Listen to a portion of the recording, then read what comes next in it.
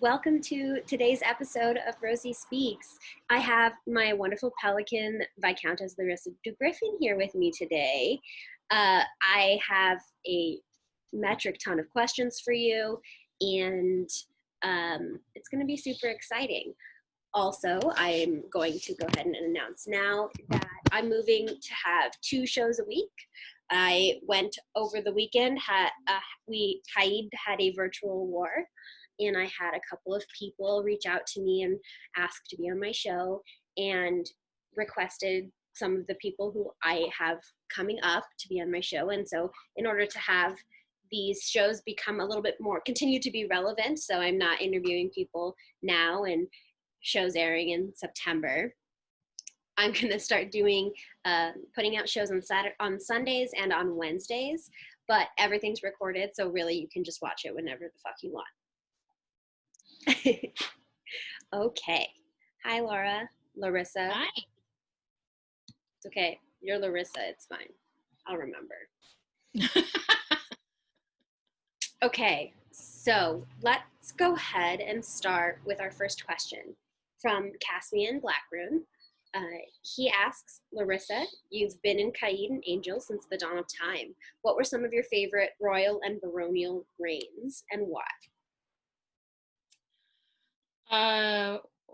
Probably one of my favorite baronial reigns for angels was the first one, Piers and Shemina, just because they had nieces and nephews that were about our age. So there was a group of about 10 kids in the beginning of Kaid that all sort of grew up together in Kaid. So they didn't really treat us like little kids. We were expected to work and do all of the stuff that all the adults did. I have no idea what that's like. Right. So that, I mean, we were allowed to be kids, don't get me wrong, but we were also, if we wanted to help, they were like, yeah, rock on, Creton, let's go. Here, what do you think you can do? Here's your stuff. And they were just really, really super nice and fun people. And both Shemina and Viscountess Arabella, her sister, were really short. So I think that helped as kids to have, a baroness that was almost as, short as you were, which was really fun. For my kingdom reigns, any of Edmore's.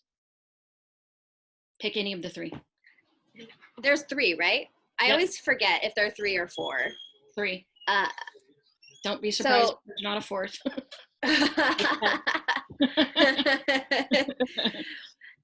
Anything can happen. The world's crazy. Who knows? I love that. Those were all really fun. So for me, I also, funny enough, started out in Angels. My parents came in and played really actively and really heavily in Angels right after I was born, or I'm sorry, right before I was born. And Baroness Therese is the first Angels Baroness that I remember being like cognizant of. But I think the very first Baroness that I was like actually connected that was a Baroness was Bridget, when she was Baroness of Altavia. And so those were super fun for me. And for me, it's hard for me to have like favorite royal experiences because it's very different now being people's chief lady or working in conjunction with my friends being on the throne versus being a kid. Because I definitely remember my very first set of royals that like has a prominent point in my head is Edric and Batista. And that's probably going to be some of my core memories because I remember Edric fighting with me and like would do boffer or youth combat stuff with me, and I would just sit on Batista's lap or pull cloves out of cloven oranges or whatever it is that I did.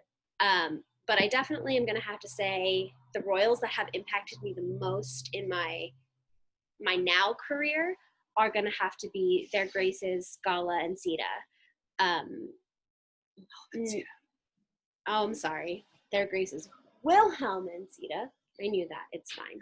It's fine. Nothing happened. At least I didn't call him that. So having the opportunity to work with them during Groundhog's Day definitely impacted me more than most of the, like anything else that I can think of off the top of my head. But they were all fun.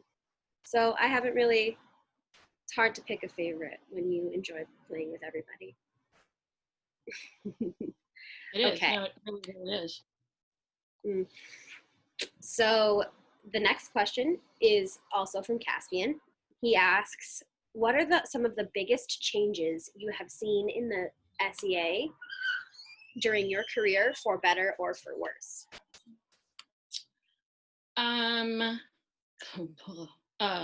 Where to start on that one? Let's start with the better. I think the SCA becoming more aware that we can't be an exclusive group has been for the better. It used to be that it was very much like, oh, you're from Ren Fair, or you're from, you know, whatever the outside group is. Well, we do things very differently and blah, blah, blah. And now it's like, oh, you're from this group? Cool. So, you know, what do you like? What do you want to do? What did you do there that you might want to try here? What did you do there or didn't do there that you might want to try here? Like, I think that is definitely for the better, because I think we're more welcoming than we used to be.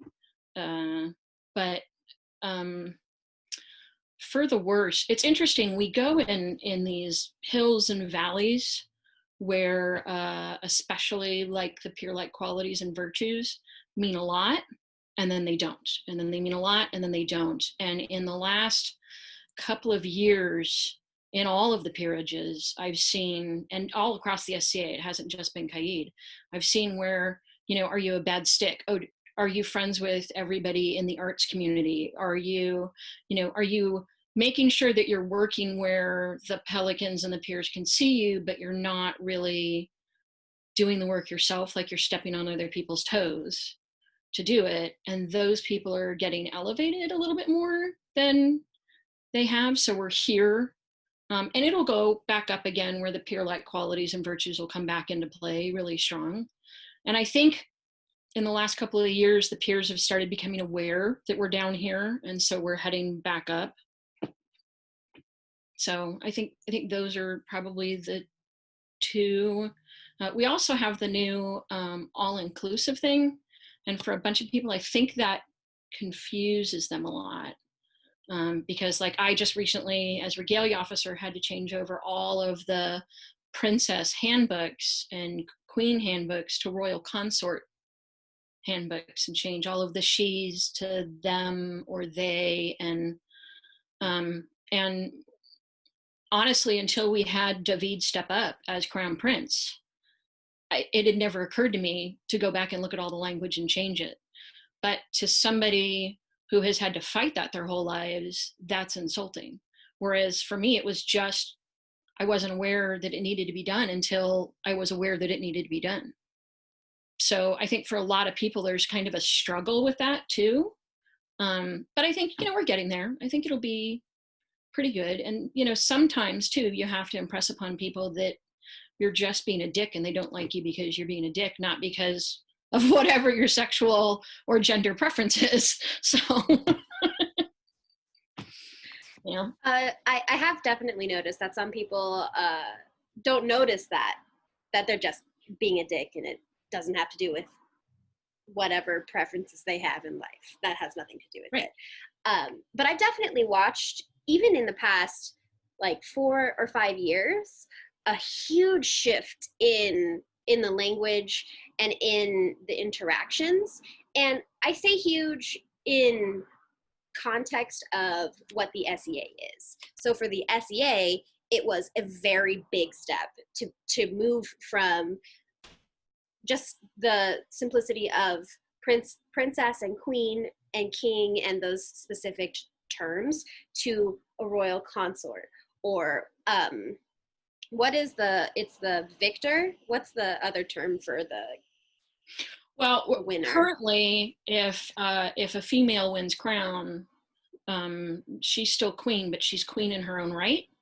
Right And of arms, that's what it consort, is. right. And the consort is usually either the royal consort or the crown prince or a crown princess, depending on what they decide they want to use. Yeah, but it's up to them now. Like they can choose Pretty much, yeah. to go by whatever they want. And I think that even that opportunity is a big shift, and it's a step in the right direction. And I would agree that there's been a little bit of an interesting wave of peer-like qualities and what that means um, to our group as a whole versus what that means to like a specific person or a specific group of like a specific interest group. Yeah. So I think that the terminology peer-like qualities, it is almost overused, which I think is associated with it being a down here thing instead of like an upswing. Well, it's and kind of subjective too. It's kind of one of those things that like peer-like qualities and virtues to me might mean something than to you. And we certainly have these arguments sometimes in the groups, in the peerages of what they are, because, and especially I think it's harder sometimes for the Pelicans because we're trying to get work done. So trying to find a way to get the work done without stomping on people or occasionally raising our voice at people is difficult. So when other people do it, we have to kind of look at it like, was it done in the right context? Was the situation, was it something that kind of required it, as opposed to was the person just throwing their weight around? But again, it's kind of a subjective thing. It's you know, and I know people in the SCA who are total jerks, but because their persona is sort of in that direction, they think it's okay. And it's like, but yeah, it's not, that's not how it works. Yeah. Okay, hold on. Brandon apparently is ordering me lunch. Perfect. Okay. So yeah, super simple. That was easy. I'm getting chicken strips. I think it's a very interesting theory in my brain that after this, we're all gonna go ham on not being in the real world. So I think that the SCA as a game or as an escape is going to come back super heavy after quarantine is lifted. I don't know about you, but I'm over being a real person. I'm over being the real world where I have to wait until January to try to become a teacher again. All of that shit is driving me nuts. So I think that the depth of research or of interest in the game that we play is going to increase as soon as this whole business is over. I think it's going to be interesting to see who comes back strong and who it takes a while to come back. Because I think there are also a lot of people that are kind of, I won't say a lot, I'm going to say there's a few people that are kind of at a point where they're like, oh, you know what? Not really missing the SCA. So, but I think what people are going to misunderstand but come to the realization of is it's not just the SCA, it's their friends. And the easiest way to see their friends is to play SCA. So I think they're going to like stay away from the SCA for a little bit and then be like, oh crap, I want to go see everybody, and then come back into it. So I think for the most part, you're right. I think most people are going to be like, hey, Tony, yay, you know. Oh, you know. I think that both of those feelings exist in my household. So I live with 6 people. My parents are barons, are a baron and baroness. Me and my partner both play in the SCA. He is a fighter, and my younger siblings do whatever the fuck they want. They're 18, it's whatever, or 19, right? That sounds right. They're about to be 19. No, I think they just turned 19 in January. Yeah, in January. Okay. I mean, they're your brother, and I'll take your word for it. I was only kind of there. It's fine. And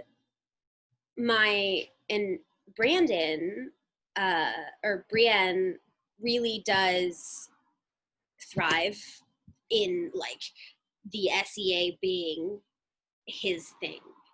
And he really misses it. He really misses hitting his friends with sticks. He really misses helping people put up their pavilions or fighting with the royal banner, trying to figure out how to get it over with and throwing rope over and over and over again. And he misses it. And Yeah. I'm on the opposite end. I'm on the end where I don't know if I miss it, but I don't know. There's so much happening that I just don't have answers. I don't know if I miss it or if I miss the people. I don't even know if I miss all the people. And somebody asked me over the weekend that if I don't miss the SEA and if I don't really miss the people, why am I doing this? Because I'm stubborn. And if I don't figure out how to be a little bit normal, my brain's going to fall out of my face. Yeah. So I started with a bunch of my friends, my Pelican, and now people that I barely know. Her Grace Anna out of the Outlands is going to be on my show. I'm going to ask a countess out of Anstiora. I'm not exactly sure, but it's somewhere over in the eastern, not the coast, but like eastern Midwest. Aethelmark? Yeah, there we go. I'm bad As at far as like Texas, Oklahoma. maybe. I don't know. We'll figure it out. Someone requested her, and I haven't found her on Facebook Pelican, yet. Buy Rosie a known world map. Check. Yes, Okay. yes, please. Yes, please. And so it's sort of just like branching out as giving me, it's functioning as a schedule for me. Right. I was a producer in like my real job before this whole thing happened, and I just went back into that mode. And I was just like, oh, look, I can function as a person while I drink my coffee and schedule all of these things. Weird. Yeah. And doing it, I'm experiencing doing these makes me miss interacting with people. Yeah. So it's not so much. So I'm the one who's gonna come back and miss my friends, and Brandon's just like stick. Where's my stick? And well, so I miss that part too. I miss marshalling and helping out with that. It took me a really long time to go back to marshalling after I had to give up fighting because of my back. And then I had just gotten back into doing it, and then we had to quit. I marshaled and helped out with all the archery stuff at the weird little side battle we had at Estrella. That's right. And had a great time and was like, okay, great. I can go down to Petro and help with this, and I can, and now it's like, or not. Just kidding. Right. That actually is going to tie into the next question. Baroness Tina asks, what are your suggestions for those of us that thrive off of service but don't get to have interacted with the SEA? You mean now during this time? Yeah, during quarantine. Like, what do you I would suggest? Like, one of the things that I've really liked that I've seen recently is like Mistress Alice Guy is doing the scribal arts get together, and a bunch of the baronies have done a bunch of arts and sciences get-togethers and stuff like that. I don't see why we couldn't sort of do virtual baronial fighter practices where people get together and either via Zoom work on armor or do pel work or whatever, still do some of the training that they're doing. And especially as a baroness, I think that's something that she could help set up. There's no reason why there couldn't be like a once a week virtual ANS night where, like, one night we do brewing and one night we do embroidery and one night we do leather carving and one night we do, and people can sign on or not, but we could also record them and then just later and post them later. Make a YouTube channel for the barony. I mean, the kingdom has a YouTube channel now. The barony, I am the baronial social media officer for for Drybergen. It would take me 8 minutes to set one up. Yeah, so but post it on YouTube so that people can then go back and watch it again. Because the one big complaint I've heard about the Zoom ANS stuff, and I understand from a lot of the people that are running them, that's changed and they are recording them now, is people weren't recording them. So people would start a project and then want to go back and get more information or rewatch a section, and they couldn't do it because it was live, it wasn't recorded. So I think that's a great idea. I think doing a baronial question and answer Zoom at least once a month is a great idea, because we do have a bunch of people that started right when this happened. And I'm sure they still have questions coming up. Like, obviously the next war, hopefully fingers crossed, that's going to happen is going to be Estrella. So we're probably looking at a bunch of Caidans going to Estrella and a bunch of newbies going to Estrella. So let's do a camping one. What should you pack? How should you cook? What should you wear? In the case of Estrella, bring freaking everything. Like, everything. Everything. All of it. It could snow, it could be 105, like bring everything. But things like that, I think that would be a great thing to do for the barony, is just keep people engaged, keep them notified. And to cap that off, living with her, I know that she does all of those things. But I think that a lot of the people who, like us, who are more service oriented, or who put ourselves as Sir Helga very much pointed out last week, in boxes of service, art, fighting. For people who put themselves in the service box, we're very hard on ourselves. So even though Mom, Baroness Tina, does, she does a newcomer Zoom, a baronial meetup every week, a bardic once a month, a brewings once a month, and then our council meeting once a month. And according to her, she doesn't do anything. So I think it's that hard. It's hard for people who are only in one space to think of themselves as still being active.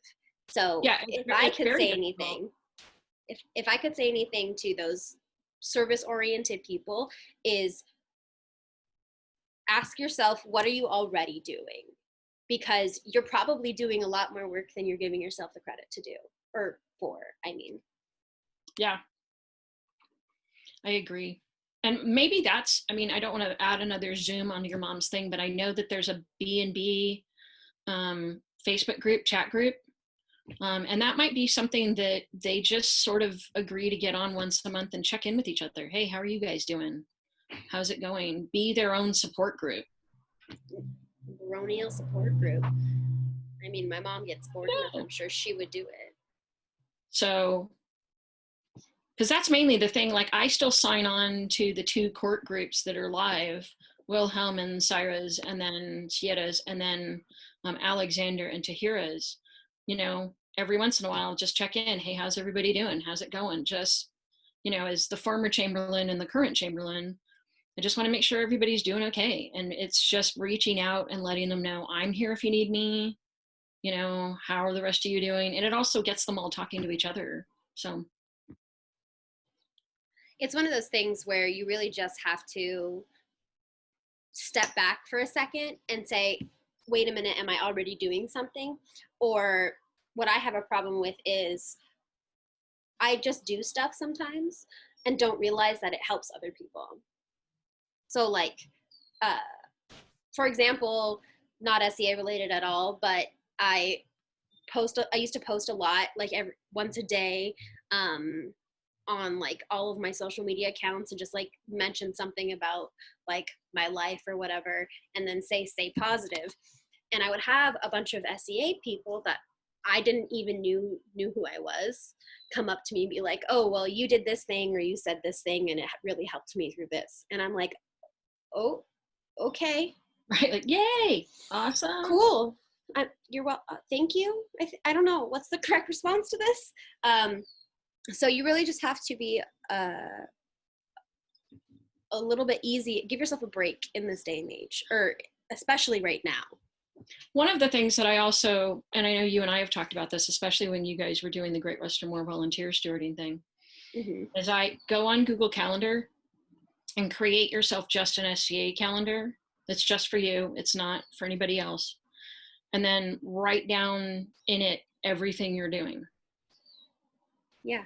And then see, like I have a Dame Lorissa Facebook or Google Calendar, and all that I do is write down everything I've done SCA wise, so that when I have those moments where I'm like, oh crap, I haven't really done anything this week, I go, oh wait, check the calendar, look at the calendar. Nope, I'm good. Just kidding. I really did do stuff. Yeah. It's very interesting to combat that, because it's a lot of a self-imposed expectation thing. Absolutely. But that's my suggestion as me. And then so my next question is going to be from Sonia Blackroon. For those of you who may not know, Blackroon is a Kaidan-based war band that has been around for 37 years. Yeah. That sounds right. Sounds about maybe right. 35 years, somewhere around there. And it is the household that I grew up in. And over the years, they've had a couple of up and down roller coasters. They go from being very helpful to less helpful to sort of problematic to helpful to less helpful to, and they just kind of have earned a little bit of a reputation over the years. Over the past 5 years, it's gotten a lot better. The second generation of Blackroons came in and sort of revamped everything and decided that they didn't want to be crazy party pirates. They wanted to be crazy party volunteers. So they would put on wonderful parties and have a great time, and then wake up at 6 a.m. and be on the field or constabling or doing all these other things. Picking up trash. Yep, picking up trash. Did that for a very long time. So we're sort of like a fringy pirate group, kind of. So this question is, what is it like having a Blackroon as a protege? I think you two are a really good fit, but I wanted to know what are some of the best, the funniest, and the weirdest moments. Well, I think the weirdest moments are you are in the SCA where I was when I was about 18.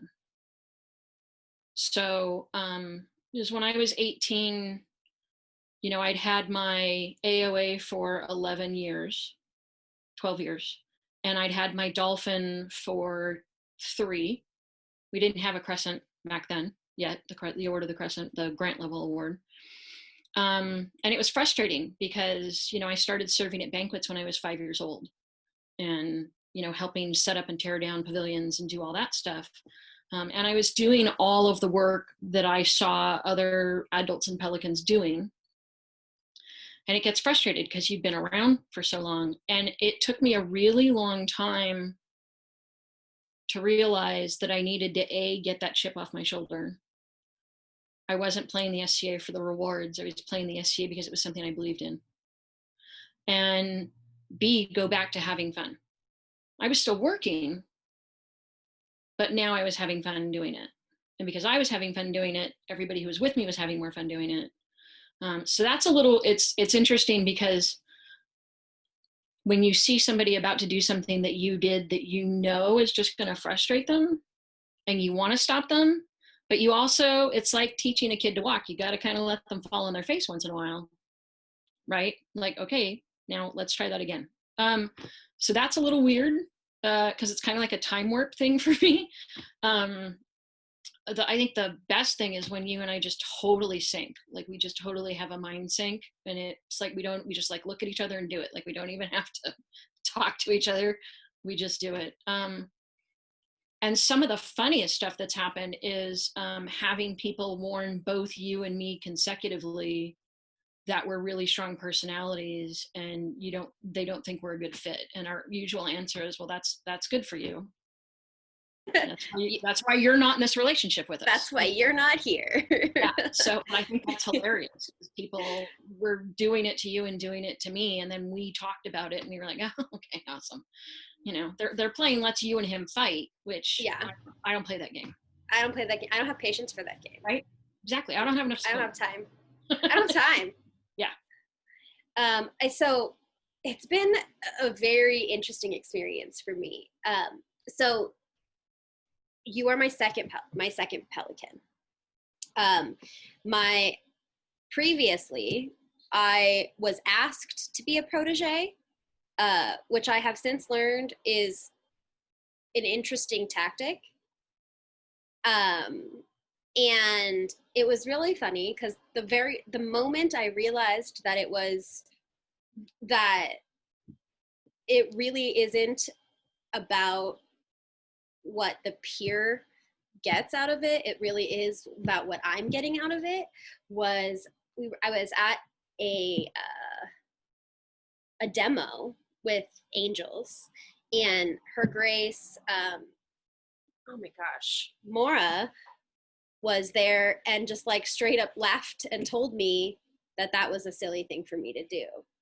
And it's one of those it was one of those very interesting experiences for me, because I didn't realize that it was maybe I didn't take it seriously. Or I didn't think that it was possible for me to become a peer or whatever. So when I would have people tell me like, oh, you're doing this and this, or ask me questions about why my Pelican wasn't super active, I would just like, I don't know. I don't have answers for you. I don't know what you want me to tell you. He's sick. He's over there or whatever. And like the minute it was talked about that that you had actually given me a belt, the whole world changed. And it's like really funny because it isn't that people started looking at me differently or treating me differently. It's I started seeing the world differently.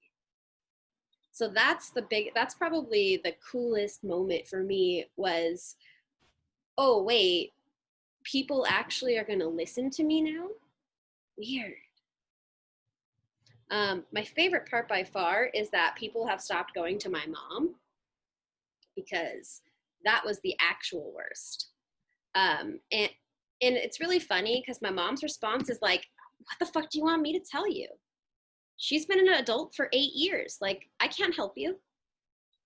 Yeah. Why are you talking to me? But I guess people don't realize that sometimes mothers and daughters don't talk really great to Yeah. each other. I And don't think like, that's so sometimes. I think that's usually. yeah, fair. And so like both my mom and I would sit here, and she would tell me about people asking her or telling her about how I fucked up doing this or I fucked up doing that. And my mom's like, that's nice. Did you tell her? My favorite part was somebody got really upset at me for, I don't even remember what. And she goes to my mom, and my mom is like, okay, I understand, and I'm sorry that you feel this way, blah, blah, blah, blah, blah, but you need to go tell her Pelican. And then suddenly it wasn't a problem anymore because they didn't want to talk to you, and they just expected my mom to talk to me. Yeah. So that's probably the funniest thing, and that's happened on at least 3 separate occasions, which is my favorite part. Because if it was really a problem, I would have known about it, or you would have known about it. But yeah, that's probably the funniest moment for me. Here's the next question that I think is going to be good for both of us. Okay. With such high expectations of you being in the SEA all your life, are there any aspects that you wish you could do just for fun?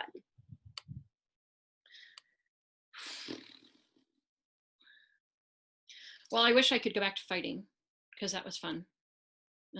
That's just not going to happen. Any aspects I wish I could do just for fun? I would love to be able to do scribal work. I am very dyslexic, and there's something about my brain trying to write letters anyway. I mean, I always look like a 5-year-old wrote a note when I write normally, but trying to do calligraphy is redonkulous. Now, you want something done in younger, elder Futhark with stick figures, I'm your girl. But the rest of it, I can't do. And I am not, like, drawing is just, I cannot, I can picture what I want it to look like in my head. It just does not translate to my hands. So I'm super envious of people that can draw and do scrolls and do amazing things like that. I cannot do that, and I wish I could. I agree. With specifically the art aspect, I don't consider myself an artist. However, I know how to sew. And my brain translates that to like, oh, it's practical because you can't just go around and be naked all the time. So that is a practical skill for me. Growing up in the SEA has been real interesting on like doing like the concept of just doing it for fun, because I didn't know that the SEA wasn't something that everybody did for way too long. So it's just, this is how people do Saturdays. They just do their SEA somewhere else. So like, it's really interesting to me to think about it in a concept of like just for fun. I don't know. I would like to go to Gulf Wars. Does that count as something that I could do as just for fun? I wish I could travel more. Going to other kingdom events, especially if you're not on retinue, if you're not a royal or involved with the royal court at all, and you can just go, is awesome. Because when people start talking about a problem or some work that needs to be done, you then have the choice of, do I want to throw my monkey in this ring? Or do I walk away? And I gotta go. Like, you know, and sometimes it's very nice to, like, when we did Pensick this last year with Wilhelm and Stira, we were such a small group, and Wilhelm was like the only fighter from Caid. I mean, we ended up having like 3, but so he wasn't even involved in the commanders meetings and stuff like that. And so we would end up in a group of royals, and they would start talking politics, and I'd be like, oh, that meeting we were going to have is over here. We should go. And we'd all disappear. We didn't need to be there for it. So yes, going to Gulf Wars without being connected to anything important would be awesome. I went when Edinburgh were Crown Prince and Princess the first time, and so there was some work involved, but I would love to go and just hang out. That was my experience at West Ontario. I had never been somewhere where I knew like the core group of people, but I wasn't stopped every 10 minutes. You know what? That's what I say. That's my answer. My answer is, I wish I could pee without having to stop every 5 steps. Well, you know, you can. Yeah, but if I peed on someone, Laura, I feel like I might get in trouble. Well, no, what you want to do is, I mean, you are allowed to say, that's not something I can deal with right now. I need you to go find somebody else to deal with that problem. And if you know somebody else who's already working on that problem and you can name them to send them off, that's even better. I'm learning. But there are a lot of times where I have told people, I'm not the event steward. That's an event steward thing. Go find the event steward. Like, sorry, I can't help you with this right now. You are allowed to do that. It's okay. I'm going to teach you how to say no in every language available in medieval times, so that you can, any language anybody has. Okay. I can work on that. Baby steps. Okay. Here's a question from Anonymous. Oh, God. Do you ever wonder how your time in the SEA would have been different if you had not been princess at a young age? Oh, sure. Yeah. Probably the biggest thing, though, is, and it's like a huge secret people don't really understand, I didn't consider myself a peer until I became a Pelican. So I was a Viscountess at 10, but I wasn't, back then in Caid, roses were only previous kings and queens, or queens at that point. Princesses weren't included. We're the only kingdom that I know of that has it in law that Viscountesses are considered roses in Caid. And that was Bridget. Duchess Bridget did that in her first reign. And she did it because of me, because once I got older, there were constantly new countesses, especially, that would be like, well, why are you in the Rose meeting? Why are you? So there was a really long period of time where I didn't participate in any of the Rose stuff in Kite. So, because I wasn't really accepted as a Rose. So just getting crap from the other Roses was just kind of over it. And there was always if you were really a good monarch, then somebody would have made you queen by now. Yeah, that one was fun. So I just didn't play with the Roses. I just didn't deal with it. And then when they made me a Pelican was the first time I actually felt like a peer. And yet I know the royal fealty oath because I said it twice a year for, what is it now, 43 years. At least. So, yeah. Wow. Wow. I was not a princess at a young age, but it is, I definitely have a little bit of a hard time getting past the people who knew me as the tiny towhead, because I'm not that anymore. And it's definitely recently gotten a lot better since I started getting very involved in working with Great West. At first, when I was coming on and learning how the job works, and learning the whole behind the scenes that goes into Great Western War, yeah. I had a really hard time with people getting past that like threshold with people, because that's the box that I was in. Is they're just like, oh well, no, she's just 4, it's fine.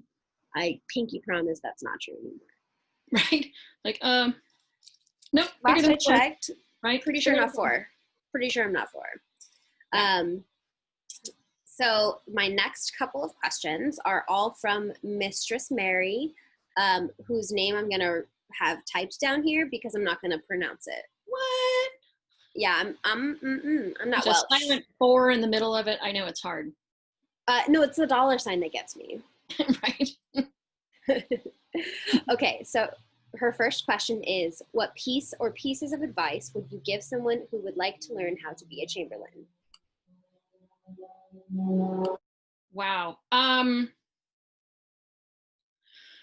First, make sure that the people that you want to be a chamberlain for, trust you and are not going to second guess you or disrespect you in the same way that you would never disrespect them as king and queen or prince and princess. And being a chamberlain, it's really hard because I've been asked a whole lot to teach that class.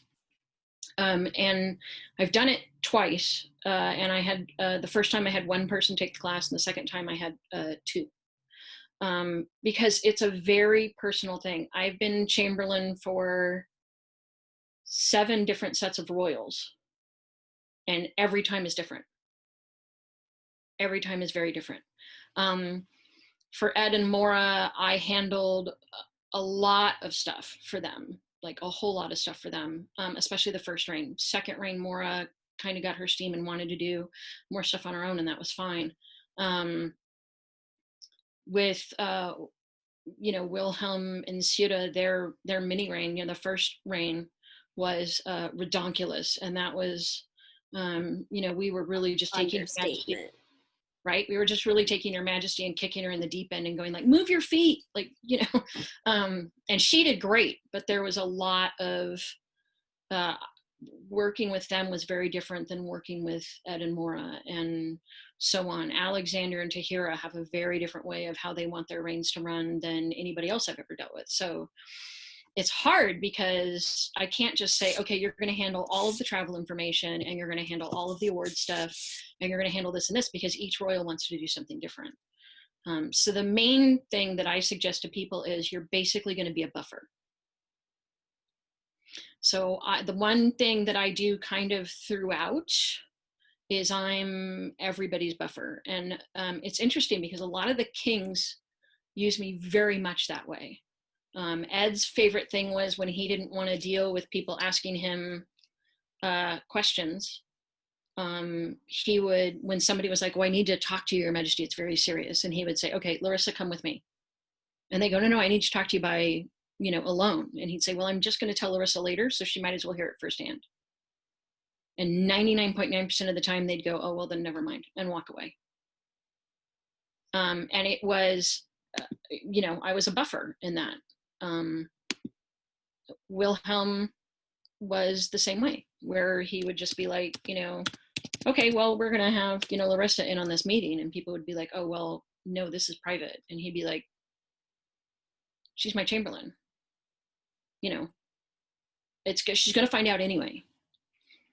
But I've also had reigns where I don't know anything that's going on. And it's incredibly frustrating because for a lot of Kaid, I'm like C-3PO, I'm the protocol droid. Like, they come to me to ask me questions about how court needs to be laid out and what's going on. And, are there any special things that they need to be aware of? And I can't tell them because I don't know, because I haven't been given that information by the monarchs. And that gets super frustrating. And then they get bugged by people that they don't need to be bugged by. So it's kind of, it's confusing. The main thing is work with the people that you think you might want to be Chamberlain for first before they become king and queen, and make sure it's a good match. And never expect anything when you go into a reign, because it's never the same. It's never and sometimes that's not their fault. Like, for Wilhelm and Sita's first reign, they had 3 deaths happen within 3 months. 2 months. Yeah. And one of them was at one of the wars. Yeah. And they suddenly had to deal with way more responsibility. They were already dealing with healing a kingdom that went through some big trauma stuff. And then, they were having to heal a kingdom because 3 people died, and it was a lot. And so that reign changed completely halfway through the reign. Mm-hmm. And it was like, it went from kind of, hey, we're going to keep this super light and really simple and just be, try to maintain it so that everybody's enjoying the SCA, to this serious, super dark stuff that we then had to try to climb out of. And it was a really interesting reign. And I thought they handled it extremely well, because that could have gone so wrong. Especially that being her first reign with no princess time. Yeah. So she literally, we pushed her into the deep end, and we're just like, it's okay, you can swim, right? Yeah. It's like fine. She didn't even really get, I mean, in Kaid, we have rose teas where the roses sit you down and give you advice. Sometimes it's really good. And sometimes you're like, you're not queen anymore, right? Like, that hat came, anyway. So, but she didn't even really get that. Nope. And so she was very dependent on me and her other advisors and you and a bunch of the other people on her court to kind of help guide her. But she also had to do stuff on her own. Yeah. And that was another thing where it's like, you're queen. Like, I can't help you with everything. Here you go. Good luck. Sorry. I'll be over here. Right. And she did a good job. Yeah. She did a very good job with the cards that were given to her. But I've been part of a group of head of courts for 3 reigns, 3.5 reigns. And none of them were the same. 2 of them were with the same set of monarchs. It was a very different world. Yeah. So my advice to anybody, not for Chamberlain, because I still haven't done that job, but just working on court in general, is be on your toes. Anything can happen. Change like that. And yeah, it's crazy. Now I'm going to do a little bit lighthearted question. Mary asks, what SEA memory that immediately gives you the giggles? Wow. I think we were at Penzic, and they had been calling medical holds for a very long time. And His Grace Wilhelm was a knight, not a royal peer at the time, and he had a a set of armor that was made out of spoons.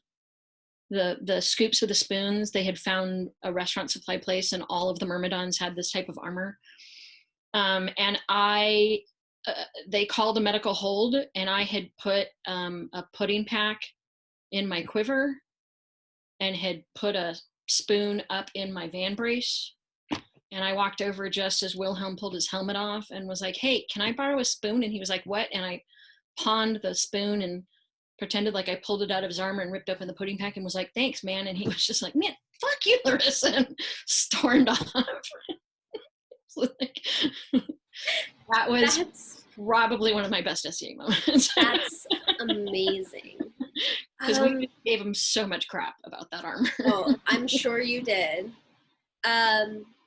Oh man, I don't know. It's really hard because a lot of the stories that come to mind aren't super public information. There's a lawsuit you can't say. Yeah, exactly. I'm trying to like keep myself out of. I don't look good in orange, but I'm gonna go ahead and say, even though Potrero is my least favorite war, for personal reasons, last Potrero, that's right. They were Wilhelm and Sita were on the throne last Potrero, right? Or was it two Potreros? They were Crown Prince and Princess. Yes, Crown Prince and Princess. We were doing the Kaid Court, the walkabout one. Right. And one of the one of their lovely children had to use the restroom, but we were in the middle of court, and so he's just like, he was like playing, and then we turn around and, well, there was a tree. When you gotta go, I guess you gotta go. Yeah. And I was really very happy that that Steina and Adam were in the middle of invoking a vigil at the time, and that everybody we were on the outside, like at least everybody was busy watching the vigil get invoked instead of watching me and the rest of us who were on court and guard just sitting there, because we were just like, okay, I mean, yeah, go for it, kid. At least you didn't pee your pants. Right? But oh my goodness, that every time I just start laughing and laughing and laughing. I think that's my most recent chuckle, giggle moment. There are many, but that one definitely gets me right now. Yeah. That and we had a Great Western like 5 years ago where we were all spending the night Sunday night, which we don't do that much anymore because my husband doesn't get Monday off anymore. But and we decided to pull, it was really hot, and we decided to pull everybody's air beds out of the tents and just sleep out in the open Sunday night. And Kelsey and Lena, the Honorable Lady Lena, and Charlie Murphy, Red Pity, were sitting on a double high queen. And my squire brother, who's now a knight, Hagar, and the Honorable Lord Gunnar, who's a huge man, they're both very big men, ran up behind Lena and Charlie and belly flopped on either side of them onto the airbed and literally launched the two of them like 5 feet up and 3 feet out. And the look on both of their faces was priceless. Like they both had the exact same look on their face, both the dog and Lena. Oh, so that's amazing. That's another one that always makes me laugh. Another one that makes me really giggly is West on Tier last year. It was Brienne and I's first Out of Kingdom War. We happened to, like, there was enough Kaidans for us to have a camp together, so we got to camp with people who we wouldn't normally camp with. And that included Baron Giles and Baron Giuseppe. Mm-hmm. And man, if you have not camped with their excellencies, they are probably the fucking funniest people in the world to camp with. You Yeah. just hear like darndest things come out of the most picturesque camp like in the world. Like if medieval times had like was a magazine, their setup is like the cover. Oh yeah, it's gorgeous. And I just like, And they look perfect all the time. Just like spectacular. I'm just like, excuse me, you're supposed to be in a painting. Stop it. Fabulous. Yeah. So yeah, that camping with them is going to be another one that gives me the giggles all the time. They have this like long hall table that's like in their tent, and it's like always set for 12, but there's only 2 of them. Yeah. So there's always seats at the table, and I'm just like, you have a chandelier.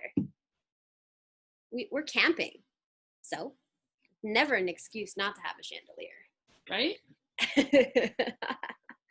Okay, let's see. I have time for 2 more questions before this will be.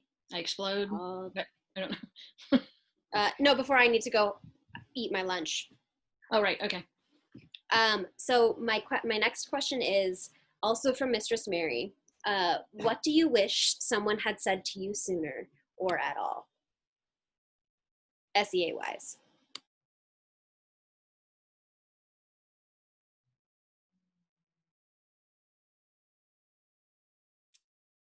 I think it's okay to sit down. That's a good one. Yeah, my husband jokes that I have a chair with my arms on it that I bring to wars so that he knows I'm at war somewhere, because I'm almost never in it. So it's really funny because I now have a chair that has your arms on it that you gave to me like 3 years ago that I keep meaning to sand off and paint my own arms on it. But instead, what I started doing is I just put a piece of yellow tape across your arms. Perfect. Because I thought it was funny. Mine's going to be, it's okay to be yourself. And that's literally something that was said to me in recording time 3 days ago by you. It's one of those weird things that I struggle with because this has been something that I've done my whole life, is that there was like a weird separation where it was, this is your normal life and then there's your SEA stuff, and they're different. And doing this video in and of itself is helping me remember and sort of emphasizing myself that it's okay to just do shit for me, which is not something I'm super great at. Yeah. And then the last question to wrap it up is from Eleanor Ashcombe, colloquially known as Ducky, who is a dear friend of mine. And they ask, does Lorissa know she's awesome? Wow. Probably not, to be honest. I'm always, first off, I don't like getting up in front of people and talking, contrary to what I do. I always get butterflies and super nervous when I have to do it. I am always very nervous when I'm walking up to a group of people to talk to them at an event or a war. I literally make myself leave my pavilion and go talk to people because it's terrifying. Especially when I was a teenager, I would walk up to people. I would wait politely till there was a break in the conversation and then try to start a conversation. And I had been literally told by people I was not welcome in that conversation. So for years, it was something that I was not comfortable with. So even to this day, I get super uncomfortable, and I will join a conversation, say a thing or two, and if people don't really respond to me, I just walk away, which I understand from some people, they interpret that as I'm not interested in them, and what I've interpreted their reaction is they're not interested in me or anything I have to say, so I'm going to quit bugging them and walk away. And people that I've known forever, especially if they're in a group of people and I don't know some of the people, it's really awkward. It's really, because I